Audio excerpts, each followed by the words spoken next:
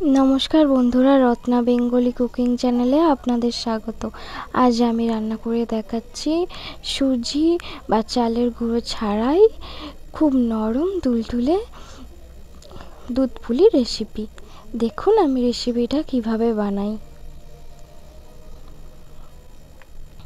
आमार चैनेलटा भालो लागले ताहले आमाके सबस्क्राइब करे देबेन एबं लाइक करे देबेन जोदि भालो लागे।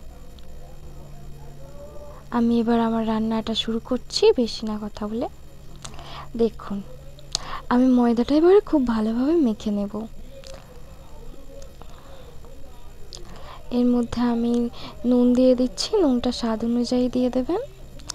আর আমি এতে তেল দিইনি, এতে আমি ঘি দিয়ে দিয়েছি। ঘিটা এবারে ভালোভাবে মেখে নেব।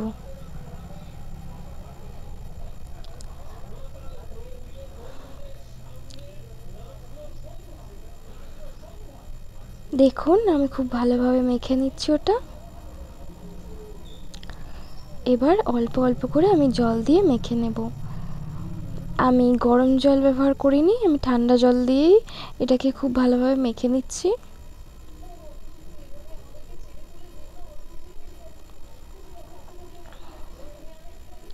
অল্প অল্প করে জল দিয়ে মেখে নিতে হবে।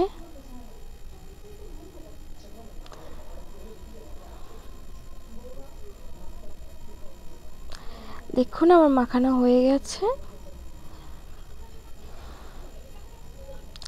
এবার আমি নারকেলের পুরটা বানিয়ে নেব। নারকেলের পুরটা বানানোর জন্য আমি কড়াই নারকেল দিয়ে দিয়েছি। এবার আমি এটাকে খুব ভালোভাবে ভেজে নেব। আমি চিনি দিয়ে দিচ্ছি।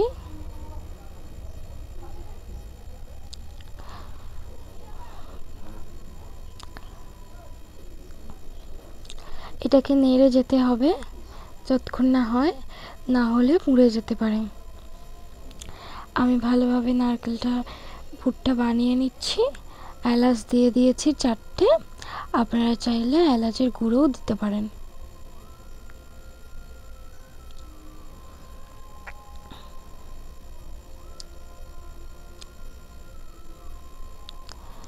আমার নারকেলের পুরটা মোটামুটি রেডি হয়ে যাচ্ছে।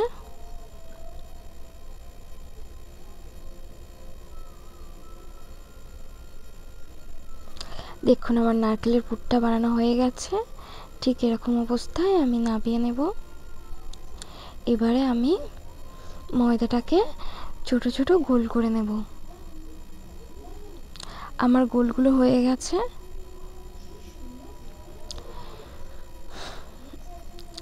এবার আমি পুর পিঠের আকারে কিংবা কোনো সন্দেশের আকারে আমি খুব ভালোভাবে বানিয়ে নিচ্ছি পিঠেগুলোকে।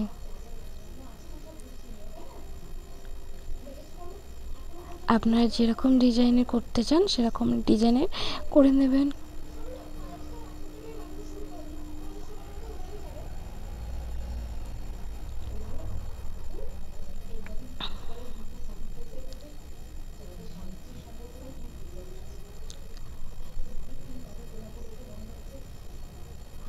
দেখুন আমি এইভাবে একটা বানিয়ে নিয়েছি।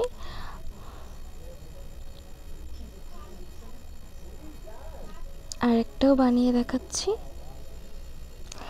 এটা চাইলে আপনারা বেলে নিয়েও করতে পারেন চাটুতে।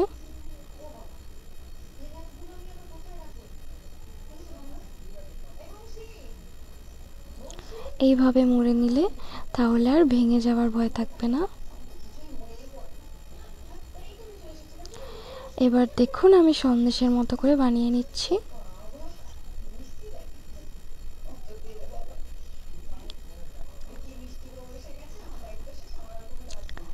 মাঝখানে আমি পুরটা দিয়ে দেব।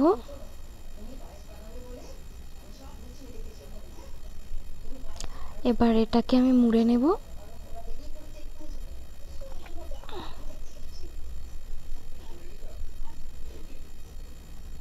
ঠিক এইভাবে মুড়ে দিলাম এবং পিছন দিকে একটা চামচের দ্বারা ভালোভাবে ডিজাইন করে নিচ্ছি। আপনারা যেরকম ডিজাইন পছন্দ করবেন সেরকম ডিজাইন করে নেবেন। আমি একরকম দেখিয়ে দিলাম। ব্যাস রেডি হয়ে গেছে।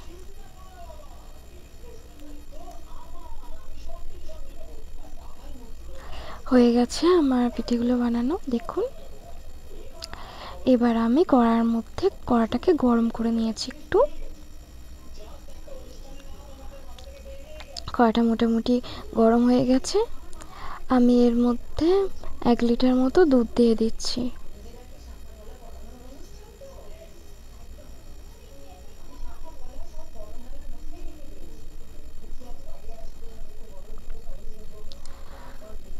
দুধটাকে ভালোভাবে নেড়ে নেড়ে জাল দিয়ে দিতে হবে।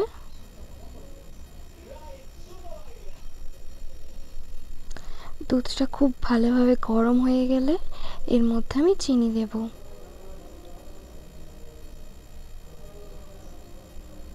দেখুন দুধটা খুব ভালোভাবে গরম হয়ে গেছে, ফুটে উঠেছে।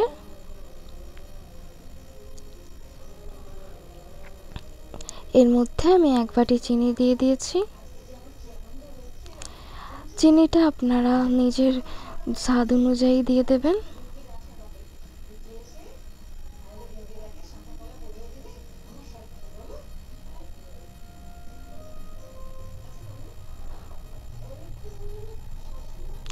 এর মধ্যে আমি এলাচ দিয়ে দিয়েছি 5-6টা।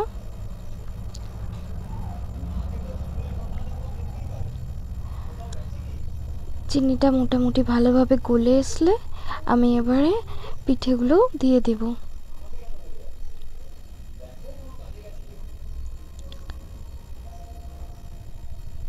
আমি এবারে এটার মধ্যে পিঠেগুলো দিয়ে দিচ্ছি।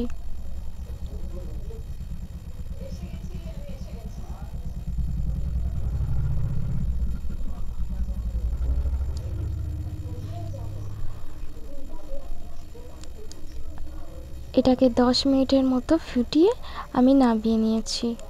ব্যাস আমার রান্নাটা হয়ে গেছে। দেখুন রান্নাটা ভালো লাগলে লাইক করে দেবেন। ধন্যবাদ, ভালো থাকবেন।